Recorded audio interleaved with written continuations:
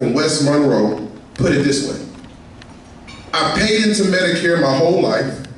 Now they're saying I got to lose it so some CEO can buy another jet. Nah, I'm not buying that. Miss Ashley, a young mother in Homer, shared, my baby was born premature. Medicaid kept him alive. Without it, I don't know where I'd be. This bill does not help families like mine, it destroys it. This bill doesn't clean up waste. It shifts costs from the wealthy to working class citizens.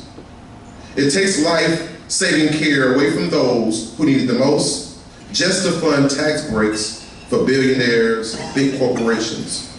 Simply put, Louisiana deserves better. Our people deserve honesty, not headlines. The Congressional Office, or the Congressional Budget Office rather, or CBO, has estimated that the bill will slash over $1.3 trillion from Medicare and Medicaid over the next decade. These are lifelines that have kept Louisiana families, hospitals, and seniors afloat. Over 1.8 million Louisianians, nearly 40% of our state's population, rely on Medicare and Medicaid just to access basic care.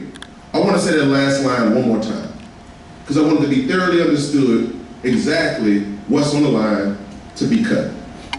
Over 1.8 million Louisianians, nearly 40% of our state's population, rely on Medicare and Medicaid just to access basic health care. Since its passing, 33 rural hospitals, 33, across Louisiana are now projected to close. That's 3 hospitals in Clay Higgins' congressional district that are set to close. That's 11 rural hospitals in Speaker Mike Johnson's congressional district that are set to close. And that's 18 rural hospitals in Julia Letlow's congressional district that are set to close. And guess what?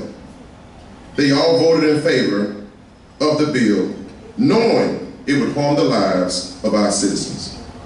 Their own constituency, who trusted them with their vote in their time of need, they all turned their backs.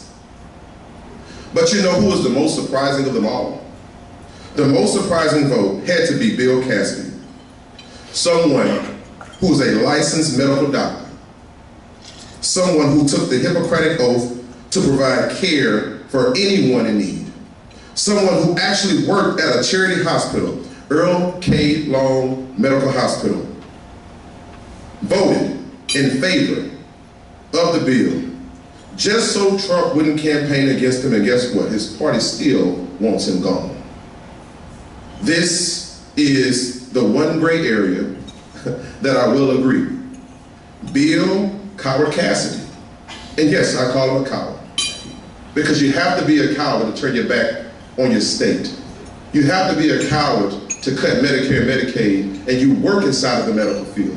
You see, I don't question him as a man, I question him as an elected official, because you have a duty, you have an oath, and you swore that duty in the oath on the Bible in front of all of your constituency, in front of all of the citizens across the state of Louisiana, and you chose to turn your back. As I said before, Bill Cassidy must go. So here we are. The Democratic Revolution is here. It is now, and we are prepared for the fight ahead. As I said before, the normal rules of political engagement are out the door. This is a new time that calls for new energy, new strategy, new mobilization, a new resurgence, and this time we will answer the call. For those who doubt, just remember this moment. As we gear up for our Fight for Our Lives state tour, we're planning to travel this state in all the areas affected by the bill, reminding the people who turned their backs on them in their time of need. We look to turn every parish into a battleground, and every voice into a movement. This time, Louisiana can't lose. We've lost too much. This time, we have to adhere to the people. This time, we'll go block by block, parish by parish, talking to people who are most affected, the most vulnerable across our state. You see, for far too long, we've allowed politics to come into these political arenas and take away from what's the most important, and that's hearing your voices, hearing your concerns, understanding what your families face every single day that you wake up.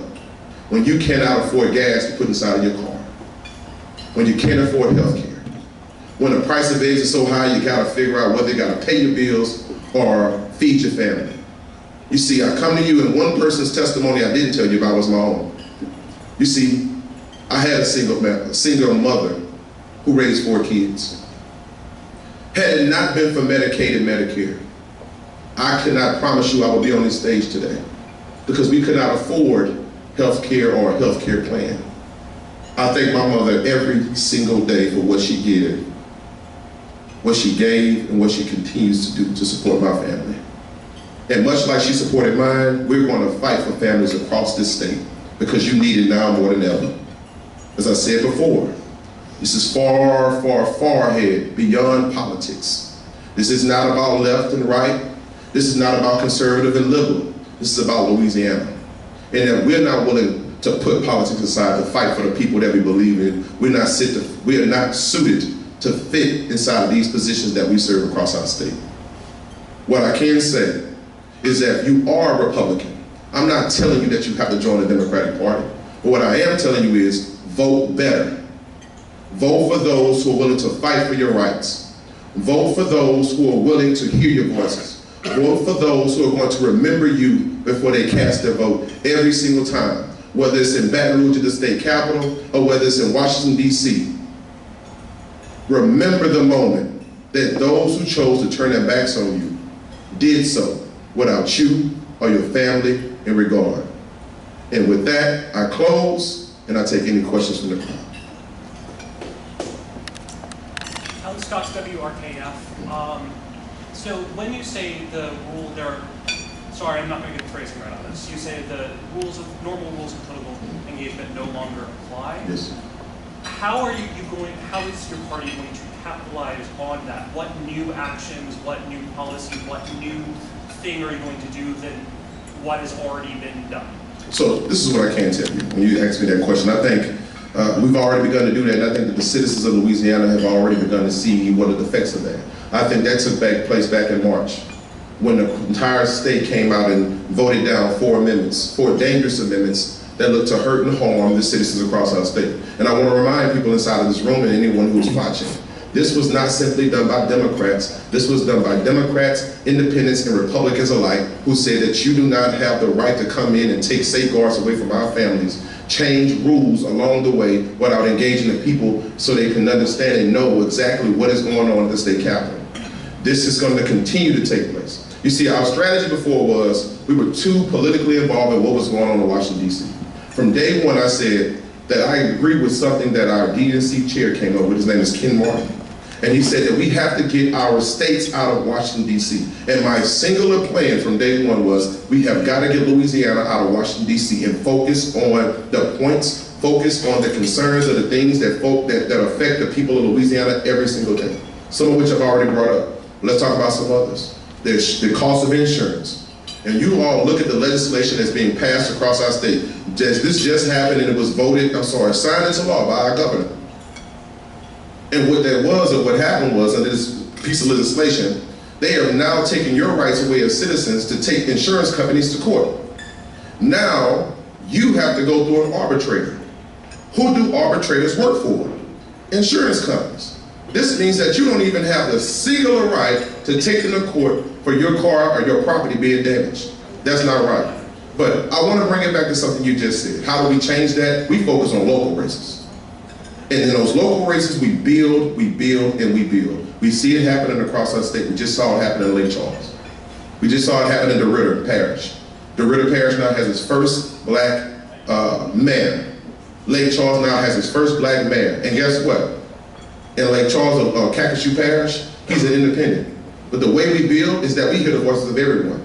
We want to hear independents alike. We also want to hear from our Republican brothers and sisters. The reason why? Because we all collectively make up Louisiana. And that's the way that we build. The way we build this thing back is we have to build trust. The way we build trust is we have to show them that we're fighting. The way we show them we're fighting, we bring it to every parish, every district across the state, and we show them that in this time of need, we're going to hear you. Anything we've done in the past, we'll own it. If it was wrong, we'll own it. But if we can fix it, that's what we're going to focus on.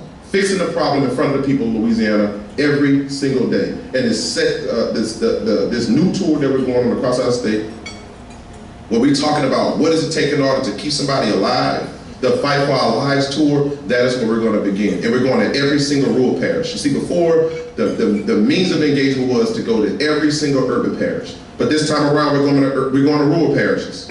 We're going to those areas that we haven't went to before. And it may even be parishes that are heavily leaning Republican. We want to hear from you. Because guess what? You're also a part of Louisiana.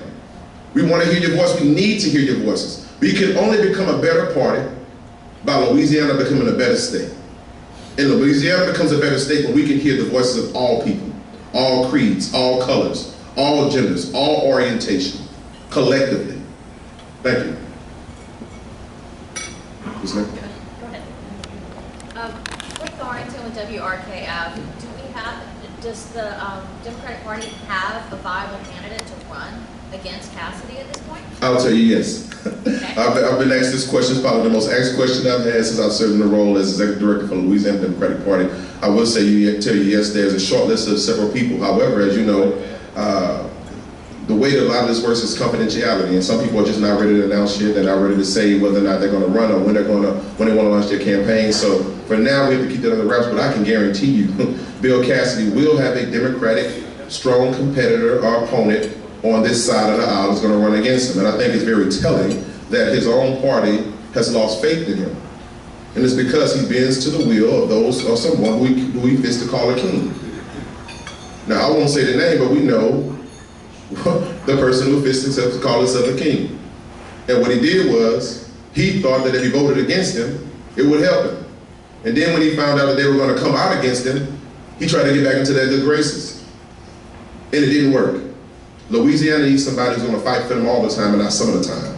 Louisiana needs somebody who is going to put the will of the people forward over personal politics. And Bill Cassidy has shown time and time again he's not that person. And I will tell you again, we will have someone running not only his race, but other congressional races before the midterms get here. And that also includes House Speaker Johnson. Yes, we have someone that's very interested in running for this race, and we're very excited about that person.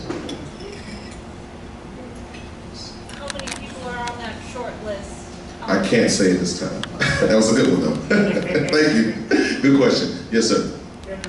Louisiana Radio Network. The Louisiana Democratic Party are ratcheting up legal efforts to protect communities which are now terrified in light of ramped up immigration enforcement efforts, because right now, and I've interviewed some people, many people are now terrified with the immigration enforcement. It's led to several events being canceled, including the Kenner Hispanic Festival. They're terrified that it's going to be raided by ICE agents or people who may be impersonating ICE agents. Well, I said yes, we're absolutely engaging with not just some people amongst our party, but we're also talking to other organizations across the state of Louisiana about what legal parameters we can bring forth to try to make sure we can safeguard those citizens who are inside of our state legally, who have went through all of the necessary procedures in order to be citizens of our state. What I can tell you is what you see happening right now is nothing more than a political stunt to show people that campaign promises were made and people are trying to keep those promises the best way that they can. But it's literally destroying the very fabric of who we are as a country. And this is the reason why we have to be as engaged now more than ever. Birthright citizenship was taken off the table. And I don't think people understand what that means for us as a country and what that means for us as a nation. Things that have historically made us who we are as a country are being rewritten as we see it. And you know the crazy part is that some folks think they don't even have to go through Congress. The very body that passes the legislation, that creates it, They think they don't have to go through Congress in order to do it. That in itself is against the law. That in itself is against the Constitution. The very words that are written. We the people. It's not about we the people right now, it's about we the few. And we have to get back to we the people and defining who we the people is. Inside of this state and inside of the other 49 states around this entire country.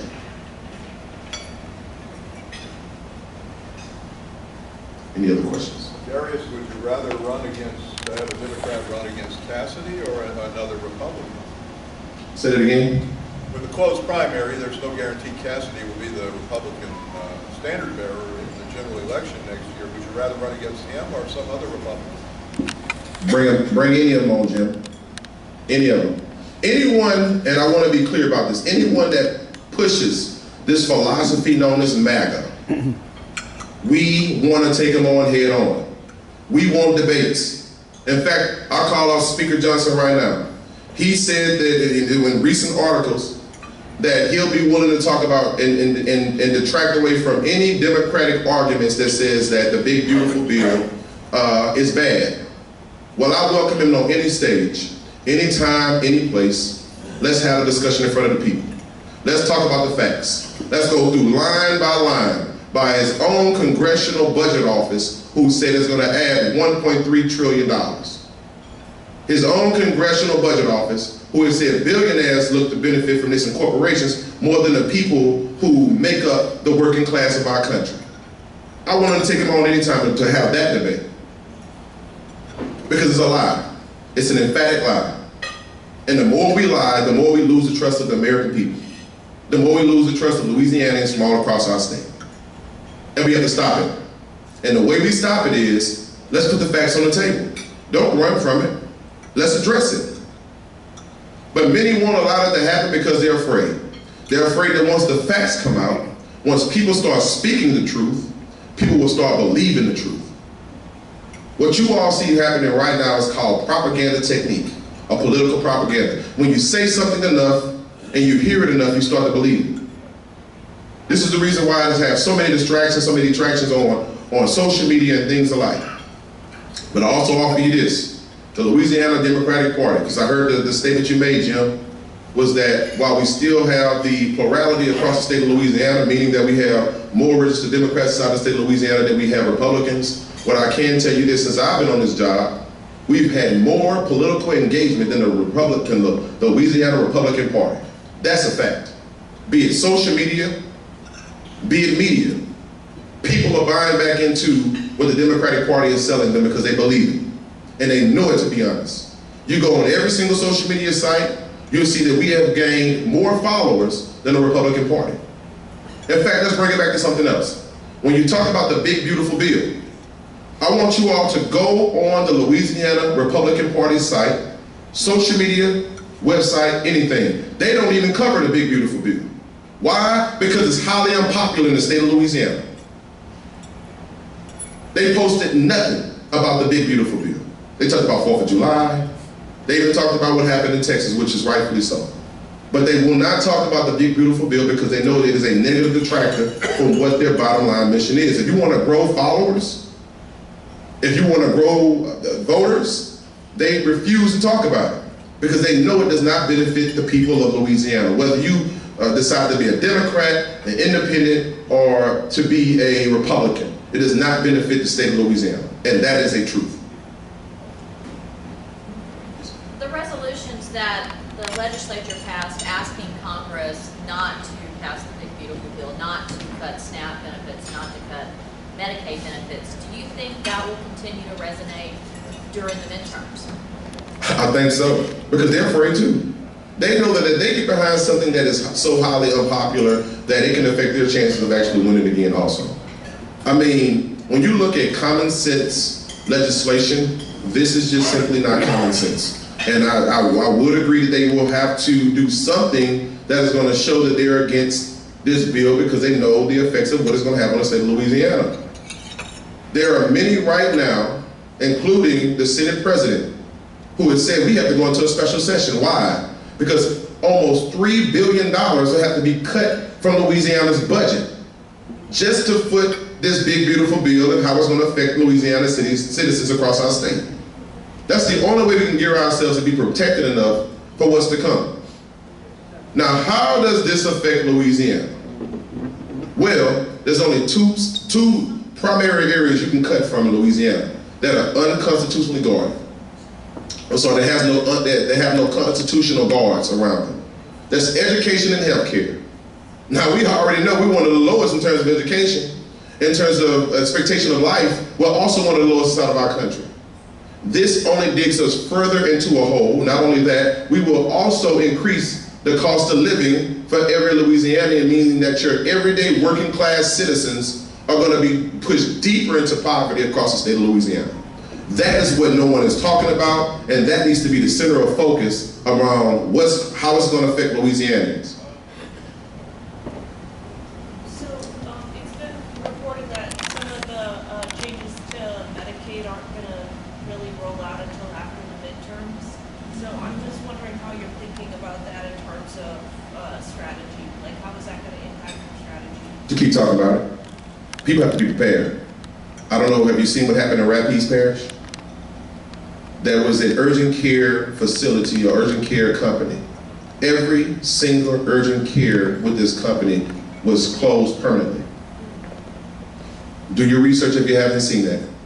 Rapides Parish is another one of those rural areas across our state who doesn't have the luxury of having rural hospitals. So now you have people who, again, when you talk about basic access to health care, that's a basic health care provider. Every single urgent care in Rapides Parish is closing. You have to understand the way that companies think. You don't wait for the problem to happen before you make changes. You forecast it, you see when you make cuts, and they're trying to save their bottom line. And for a lot of these hospitals, the only way they can save their bottom line is to get in front of it early. So you're gonna see a whole lot more cuts. Now, while these cuts may come next year, or after the midterms in 2027, that does not preclude people from already preparing themselves from a business standpoint, from a healthcare standpoint, to protect their interests and what it is that they provide. And that's what you see happening right now. Yes, ma'am. Mr. Lanus, can you speak to the fact that there are already some states who may not have elections, and is that constitutional? I'm sorry, I couldn't hear that. Can you say it one more time? Can you speak to the fact that some states may not have elections? May they've been doing away with their election, their next election? And is that constitutional? What do we do about those things? Well, I'll tell you this, a lot of voter suppression has been going on. As of last year, I want to say 32 states across the country took away voter protections that were historically there to ensure that people, one, not only can register to vote without certain guidelines or blockages or barriers. Those things are now starting to come back, and you're starting to see that happen. I think that is increasingly vital for those states who don't have elections to keep those people as involved, as engaged, as informed as possible. You have to be prepared for what is ahead. This is almost as, I'm going to say almost as serious, this is like preparing for a storm, for a hurricane, because we live in Louisiana, so I want to simplify this in its simplest term. This is almost like preparing for a hurricane. And I'm not talking about a category 1. I'm not talking about a tropical storm or a tropical depression. I'm talking about a category 5, because people are going to die. People's lives are on the line. I'm not trying to say this to be scary. I'm not saying this to spook anyone. I'm saying this because this is the absolute truth.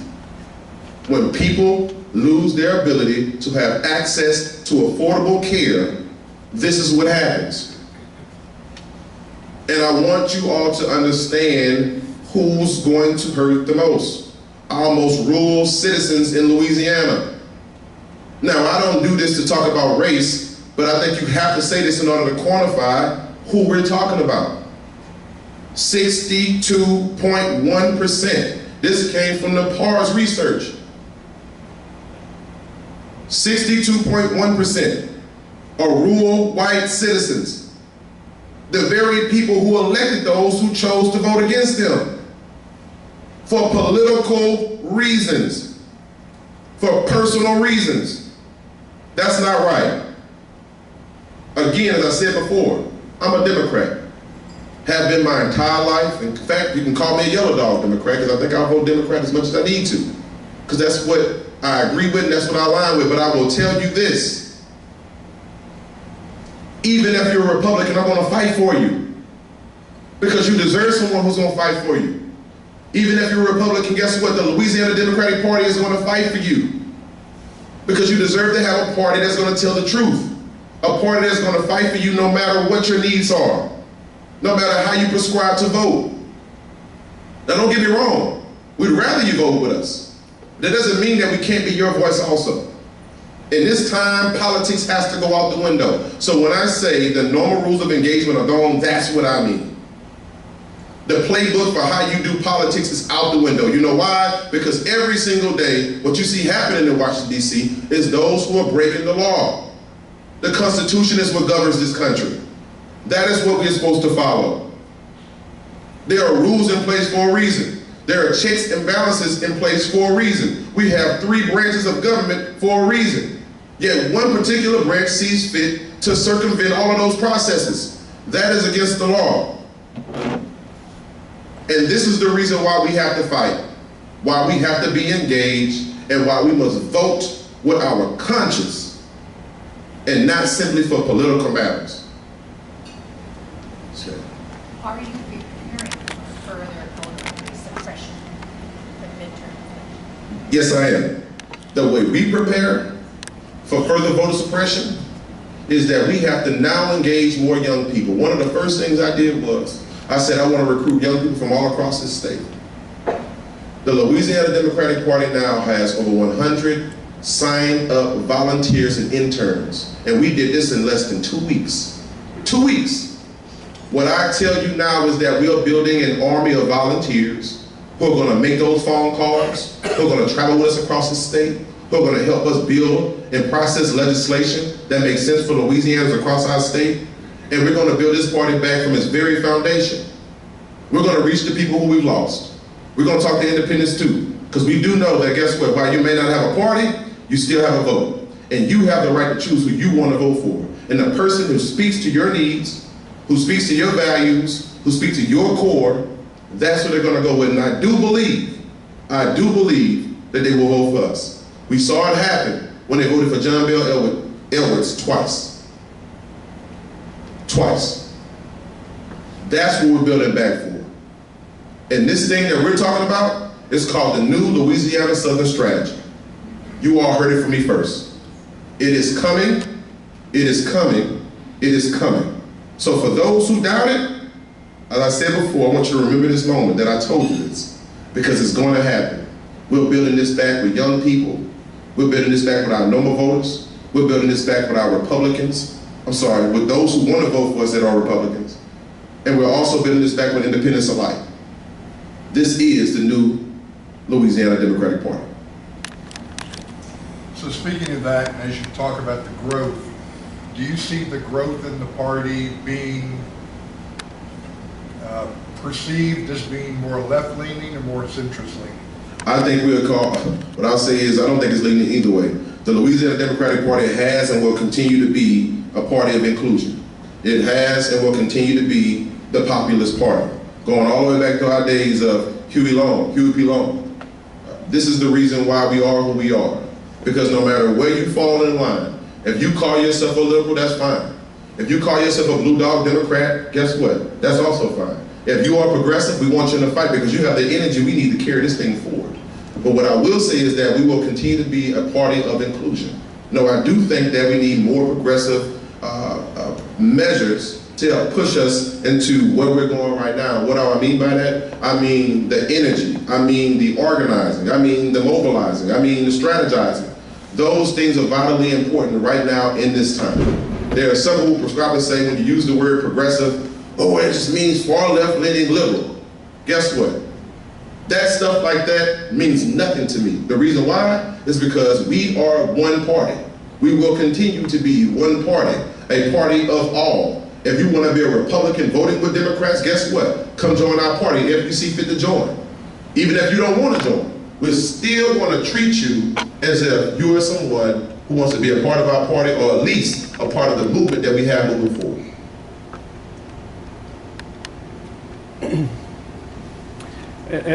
Excuse me. As you're aware, Elon Musk is looking at forming a third party, and unlike Ross Perot, who made a similar effort, who said, I want to target every single race. Musk is of the opinion that if he can get just 3 senators and approximately 8 House members, that he will literally control the balance of power in Washington, because the Democrats will be on one side, Republicans on the other, and it only takes approximately 11. Obviously, he can pour a massive amount of money into certain races. What are your thoughts of his prospects, and would you think it would be a favorable thing if he was able to accomplish his goal? I say simply put, Elon, leave the drugs alone. The reason why I say this is because, one, America already has a third party. It's called the Independent Party. It's been here for X amount of years. The Independent Party. As you just said before, Ross Perot was at one point in time, he was a candidate. In fact, guess who else was tinkering and trying to be a candidate for the Independent Party? Trump. And he tanked a whole race because he was tinkering around with it. But what I will say is this, we can laugh, we can joke. Right now it's not so much a joking time. What I will say is anybody who's willing to believe Elon Musk at this point in time, you're crazy. He's shown where he stands.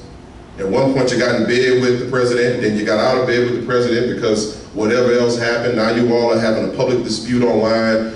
This is the type of rhetoric that, as I said before, we are doing away with. I don't even want the Louisiana Democratic Party to be anywhere near or involved in that level of conversation because it's kooky, it's crazy. It's anything that's going to distract us from where we need to go. Anything that's going to distract us from our mission, anything that's going to distract us from what we need, what we know we have to focus on, which is going to be 2026, 2027, and most specifically, and most importantly, 2028. Here is something you all didn't know, and I'll tell you now. The DNC, at this point in time, in this juncture, has Louisiana on the short list for the 2028 presidential convention. That's big for the state of Louisiana. Why is it important? Because they know Louisiana is a battleground state. The data shows it, the voter rolls show it, and the energy of our party is beginning to show it. And I'm here to tell you now, I cannot wait to bring, and our chair, Randall Gaines, cannot wait to bring DNC chair Ken Martin to this state so we can see what it is we're fighting for. See, the only thing we need right now is investment. That's what we have historically lost. Louisiana can be a blue state again. And even if it can't be a blue state, it can be a purple state. It can be a battleground state, because it is, in its soul and its heart it is. But we have to get back to the original messaging. We have to get back to what is the central focus, and as the people of this state and how we fight for them. Does the Democratic Party support efforts to keep independents out of general elections in Louisiana? No, that's not been anything that we supported. In fact, that legislation came from Republicans again. When they did the closed primary system, they said that if you are an independent or registered independent, you cannot vote in the primaries. Which again, I would like to say that that's called voter suppression. You're stopping people's ability to use their right as Louisiana citizens and American citizens. But you can vote in the general election. They want you to have no party affiliation in order to vote in the primary, which I think is crazy. But I tell you this, if there are any independents who are watching, if there are any independents inside of this room, we have a place for you inside the Louisiana Democratic Party. We're going to fight against it, we're going to speak out against it, and we want you to come join us. Even if you don't join our party, come and join our efforts, come and join our movement, because we know that what we are doing is in good faith. And what they have created through legislation like that was in bad faith. You said one of the key issues is getting funding. And so what I want to know is how do you expect to gain at that? Where is that money coming from that you want to seek out? Well, I say some of that is going to come from the Democratic National Convention, but a lot of it has to come through my efforts. That's my job as the executive director for the Louisiana Democratic Party. I'm someone who is an award-winning, and I guess this is where I toot my horn a little bit. I'm an award-winning executive director. I'm someone who has had the ability to raise over $1 million before for organizations, and I look forward to putting that forward inside of this party, inside of this organization at this time. But before I go out and I ask somebody for a dime of money, I need them to know what I'm fighting for. I need them to know what our party stands for. I need them to understand what our values are, because I need them to understand why you're putting your money forward inside of this effort. It's an effort to fight for you, to be with you, and to stand up for your rights, no matter who stands in the way.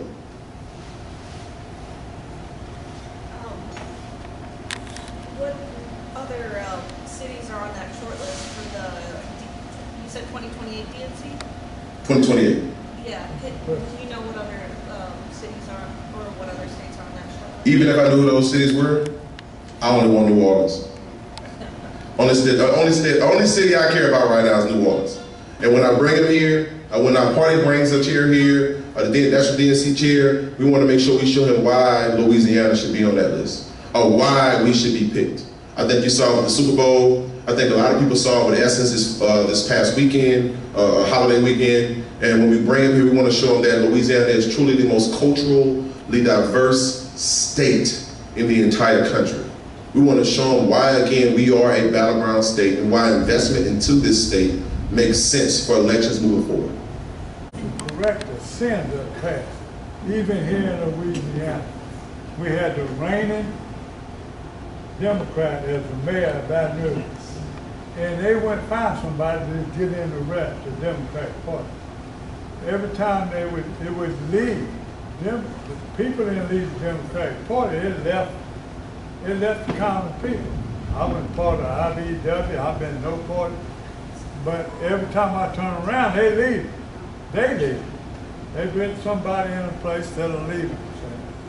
So that's one reason I fought for rain to get here. How are we going to correct the sins of the past?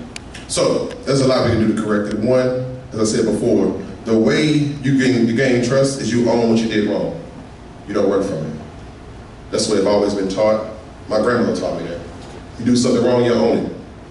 You stand up, you look it in the face, and you show people how you move forward. You show them through action, and your action should make the impact that makes them start to believe again. So anything that the Louisiana Democratic Party did wrong, there's some people that say that you didn't come to rural areas, you only focused on urban areas. You know what? We did that wrong. There's a lot of no-party people out there looking. Absolutely. There's a lot of them that say that the legislation that you pushed in the past, you didn't speak to all Louisiana, you spoke for certain ones. You know what? We did that wrong. There are those that say you didn't fight strong enough for teachers to get pay raises. You know what? We did that wrong. There'll be others that'll say that our unions need more support. You need a louder voice. We need more action. You know what? We did that wrong. But I'm here to tell you, for every wrong, there is a right. And we will fight. I will fight. The Louisiana Party will fight to correct every single wrong. What I can ask you is, will your other party do the same? Will they say what they did wrong? Or will they continue to walk in the wilderness that has left Louisiana citizens astray? If that's the answer, I tell you to vote different. Vote different. Again, I'm not telling you to change your party, but I am telling you to make a change with your vote. And don't let your vote be personal solely on your own account. Think about the people who have to come after you. If you have a child, think about your child. Do you want a Louisiana where we're thriving in education, or one that's going to continue to steal money away from your public school system? Think about your grandkids. Do you want a Louisiana that's going to have schools that are filled with certified teachers that are working tireless on the front lines? Or do you want to keep electing and passing legislation that puts money in the hands of those who don't seek to give them a valuable education? Do you want a Louisiana where you got all your hospitals closing? And now those who have worked their entire lives and paid into a system have now had all those dollars taken away. If that's the kind of Louisiana you want, I'm here to tell you we want a different type of Louisiana. I want a Louisiana that's going to protect kids, elderly, disabled veterans, especially those who have fought and gave their very lives for our country. One that puts education first, one that protects health care, and one that adheres to the people across our great state. And I know that everyone in this room, everyone looking and watching through those cameras in front of me, all want the same thing. Why? Because we wouldn't be inside of this room today. And these conversations wouldn't be taking place across our communities if we didn't. Thank you. By the way, I've only been on the job for 3 months.